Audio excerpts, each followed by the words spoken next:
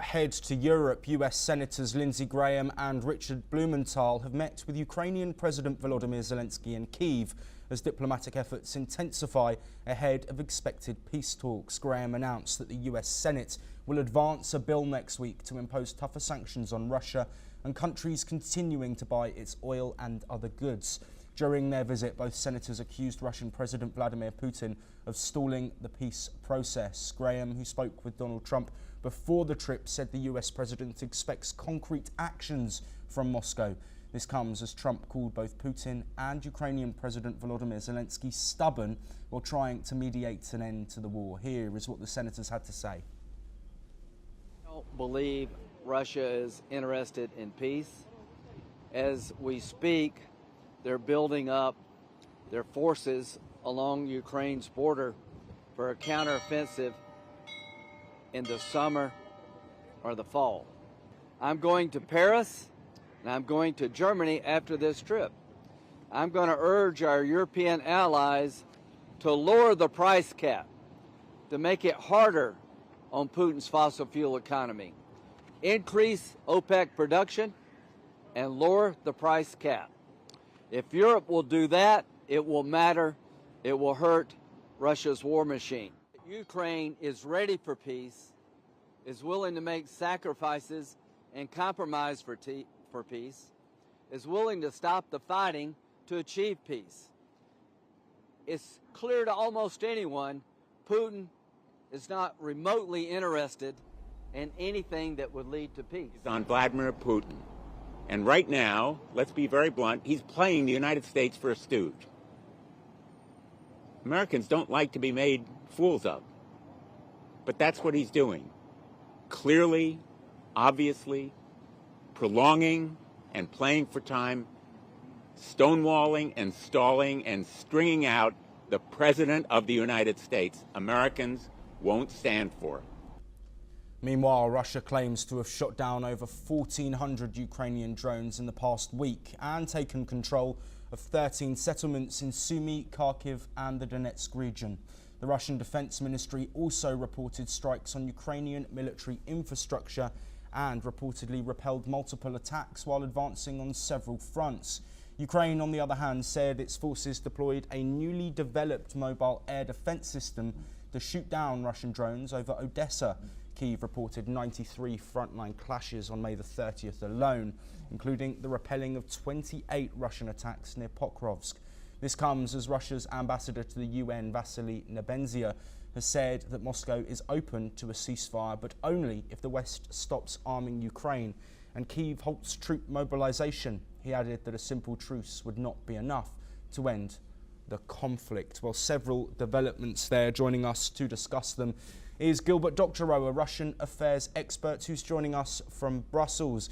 Gilbert, as always, thank you ever so much for taking the time to speak with us. Some strong statements there from US senators that are in Ukraine. They say that Russia is stalling. They say that sanctions are coming and that the US have been having the wool pulled over their eyes. What's your response to those comments? We're watching political theater. The two senators, Lindsey Graham and Blumenthal, who are now in Kyiv, have been among the most vicious anti-Russian politicians on Capitol Hill. And they are both there expressing the views that they have said in Washington in the last week, that they are imposing on President Trump a bill which sets these new sanctions on Russia as a harsh response to what they have just explained in the tape you gave, Russia supposedly unwilling to come to the peace table. Well, that is political theater, but it does set certain conditions for Mr. Trump, and he is maneuvering very well, very skillfully, dancing his dance, which is to keep all of his opponents off balance, not to appear as if he's siding with the Russians, when de facto he is. I expect that he will make the best of this bad situation. He will accept the sanctions as having been originated in his group when they have not been. They are being imposed on him, and they are veto-proof because more than 80 senators have signed up to them. But what I expect will come out of this is exactly the opposite of what Lindsey Graham and Richard Blumenthal think will come out. It will be that Mr. Trump will gracefully acknowledge that Russia must be punished, and he will punish Russia, at the same time that he is balanced and is punishing Ukraine. The explanation will be that both sides need pressure to moderate their positions and come to terms. As regards Ukraine, he will cut all American aid to Ukraine. And that will sober up people in Kyiv, and it will indeed bring the war closer to an end. That is what I see resulting from this political theater that you have just put on the stage. Gilbert, some US officials, top senators, we've also had European leaders as well, saying that Putin is dragging his feet and prolonging these peace negotiations to strengthen his position on the battlefield. Does Putin actually want peace? The appearance that we get from the news, or both alternative news and mainstream news in the West and the world at large, is that Mr. Trump is dominating all world developments. Indeed, you can't go through a day without hearing major reports on what Trump is doing domestically or internationally. The reality with respect to the Russian-Ukraine war is that Mr. Putin is dominating events. He is being very considerate. He doesn't want to insult the Americans, least of all Mr. Trump, and he is giving them the appearance of controlling events when de facto the Russians are controlling events. A week ago, Americans were saying that the Russians must change their negotiating team. Mr. Medinsky is too aggressive and so forth. That the negotiation should be held in Geneva. Oh, well, the many suggestions were coming from the States. The reality is that Mr. Putin and his team have determined where they will take place, which is in Istanbul, and what they will do. They will review memoranda, which will not be disclosed to the public or to the other side before the 2nd of June. So, and Mr. Medinsky remains in charge of the Russian negotiating team. So what I'm saying is that without insulting President Trump, Mr. Putin is de facto controlling events. Draw it out. The Russians, of course, they're drawing it out until and unless they receive what they want, which is a truce or a ceasefire that cannot be violated by the Ukrainians in the sense that they will be rearming, repositioning their troops, and so forth, and so regaining some stability, which they have lost in the preceding weeks.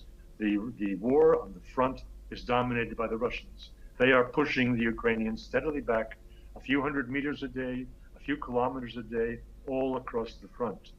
They are, in your news, you mentioned the attacks on Pakrovsk, which the Russians called Krasnoarmeysk. Yes, that is a key transport hub, a major point of defense of the Ukrainian forces and distribution logistics center, and it is partly taken over already by the Russians. It will soon be in Russian hands. After that, the next news that we'll have, that you will be placing before your viewers, will be the Russians' attack on Slavyansk and Kramatorsk, which are the last remaining major towns in the Donetsk Oblast. That is before you reach the Dnieper River. We're coming to that. So we don't have to speak about a late summer offensive, a massive offensive, a Russian move in the fall. No. In the coming weeks, we will see gradually the Ukrainian forces, without the front collapsing, but they are being progressively pushed back towards the Dnieper River. That is how the war is evolving.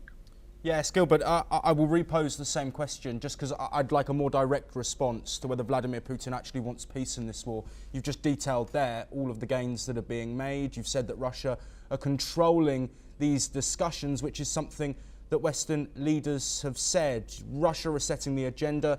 Putin says he wants direct talks with Zelensky. Zelensky offers them. Putin says no. Does Putin want peace? He wants peace, and he wants a peace treaty. Let there be no mistake about that. If the war ends with a Russian running to the Dnieper River and the Ukrainian forces collapsing, but without a peace treaty, the Russians will be very unhappy.